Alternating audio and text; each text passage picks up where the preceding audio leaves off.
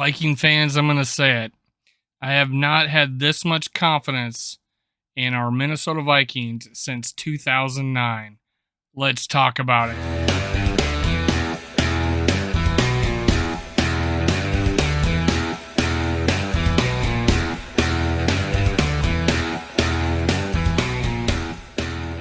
Hello, Viking fans. I'm going to do a giveaway. I'm going to describe it to you. I'm going to give away $100 worth of merchandise of your choosing. If I get to 1,000 subscribers, 75 if I get to 750, 50 if I get to 500, 25 if I get to 250.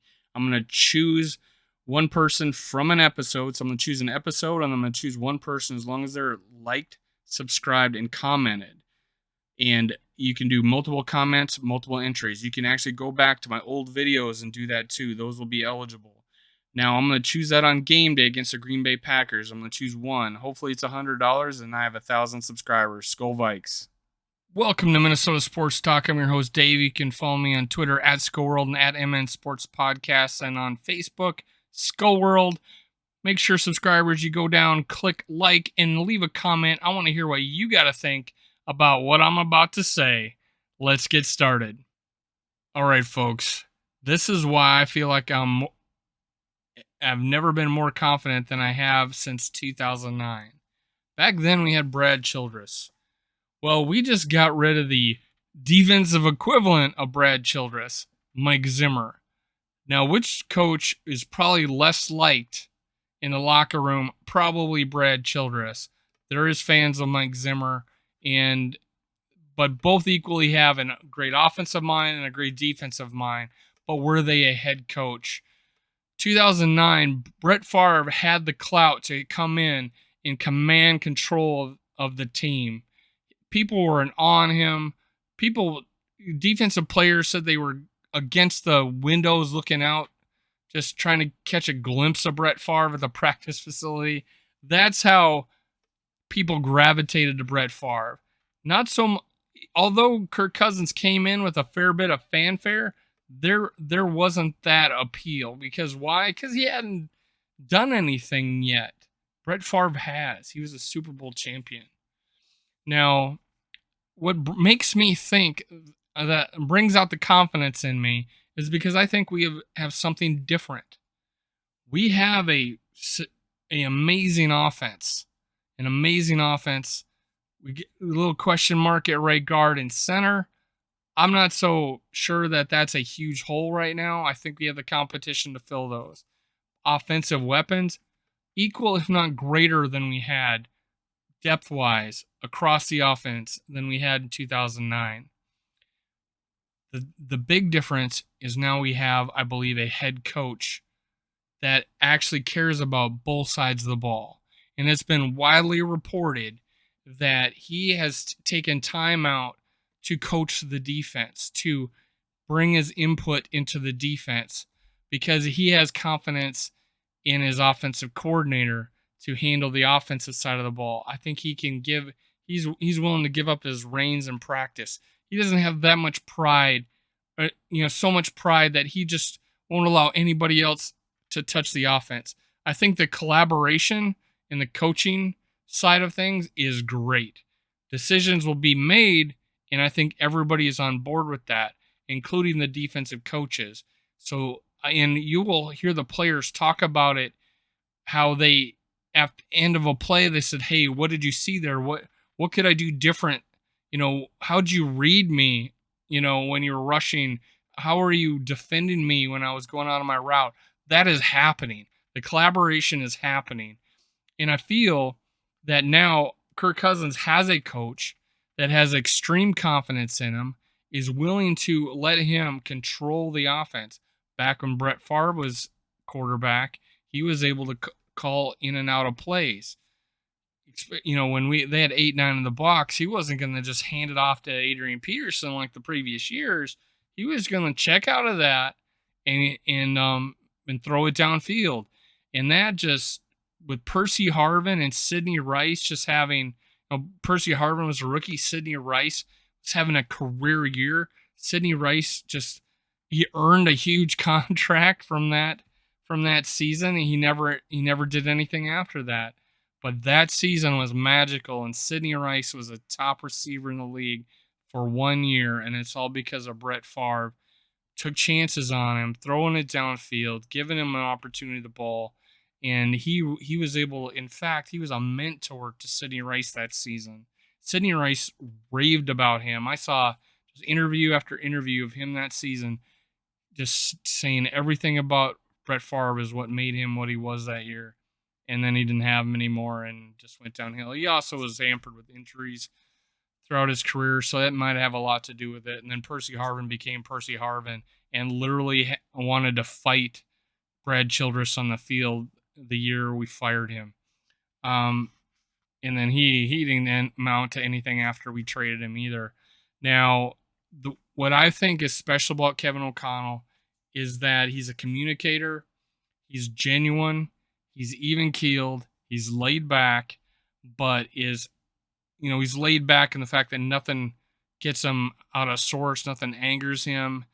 He's even keeled. He's going to say, "We're going to fix it."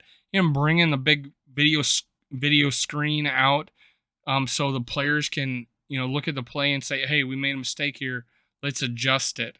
Instead of waiting, and I've said this before, instead of waiting to the meeting room after practice or the next day and saying, "God dang, you screwed up here. Can't believe you did this." And that was the coach by fear that Eric Kendricks was talking about. And unfortunately, this was brought up, by one of our cornerbacks in an interview, which was unfortunate. But you could tell that these players were on edge. It wasn't totally off board, but it's a new era. We get it. This is a business, and you want to be treated like adults. And Kevin O'Connell treats these guys like adults. They got his back, and the fact that he's got their back will tell you that he's going to let Kirk Cousins be the commander of this offense that he did not have anywhere before, including Washington. Do it my way or the highway. Now, it is hopeful that Kirk Cousins will take more chances, but here's where I think Kevin O'Connell is now tailoring his offense around Kirk Cousins' strengths. He's going to go more hurry up, fast-paced offense. We're going to get 10 more plays a game. He's going to put the ball in Kirk Cousins' hands. He's not going to just say, "All right, it's 3rd and 12 or 2nd and 12. We need a few yards back to make it manageable. Let's try running the ball here," like we did constantly last year. If you go look at stats, Kirk Cousins is, top 10 with, throwing it down the field. He's top 10 in yardage on 3rd down, or he's number 1, in fact, or top 3 at least on yardage throwing down. There's a lot of big stats out there that just go unreported because of this narrative that Kirk Cousins dinks and dunks it down the field, checks down. He's check down Charlie. This is far from the truth. You're just used to only looking at the Vikings and get upset. They got checked down on a 3rd down because nothing was downfield or didn't want to chance it. You go look at other games, other teams, that stuff is happening there too. You are just concentrating. We lost the game. Oh, we checked it down 5 times that game. It must be Kirk Cousins. No. We took our foot off the pedal every game if we got a lead, and it was so noticeable. And I think with Kevin O'Connell, that's not going to be the case. We're gonna step on people's throats offensively. We're not going to try to drag out the game, run out the clock in the whole second half like we've been the past couple of years. And it's so noticeable. This go around, we'll come out 3rd down, not just handing it off 3 times. We'll throw the ball. We'll be creative. We'll try to create mismatches. You'll see that if you go look at the Rams offense. This guy ran the Rams offense. There's no doubt about it. He was the guy that installed the offense for McVay. He was the guy. He was the right-hand man. You will see a drop-off with the Rams this year, and you'll see a pickup with the Vikings. It's all going to be because of Kevin O'Connell. I'm not smoking anything. I'm not drunk. This is the year Kevin O'Connell breaks out of this shell, behind what was great coaches throughout his career. I really wanted to talk about who Kevin O'Connell is. I've actually done podcasts about Kevin O'Connell prior to him getting hired as one of the main choices. I think I'll do probably an expose on him. I just really wanted to tell you why I'm confident about this year, and it has everything to do with Kevin O'Connell inheriting a team and getting help from Kwesi to add in a few extra parts to make this a potentially big time contender for the NFL championship. Let's go Skull Vikes. Let's get a Super Bowl. I'm excited about this year. We got at least a 2-year window with this team because of contract wise. I think Kevin O'Connell's the man that'll put the glue to this vehicle together, and let's get moving. This is Minnesota Sports Talk. I'm your host, Dave. Follow me on Twitter at Skull World, at MN Sports Podcast. Facebook is Skull World. Subscribers, click like and leave a comment below. I want to hear what you think, and I'll also enter you into this contest. Skull Vikings. See you next time.